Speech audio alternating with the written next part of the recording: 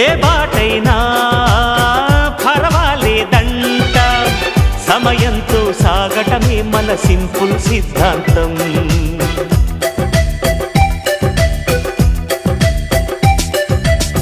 చిరుగాలికి పరిమళమిచ్చే సిరిమల్లెల వనమై ఉందాం, గగనాన్ని నేలను కలిపే హరివిల్లుల వంతెన అవుదాం.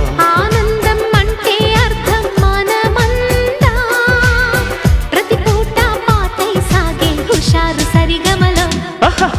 ఎన్నో ఎన్నో రాగాలుండే సంగీతం కాదా, చల్లకి నవ్వుల కేరింత.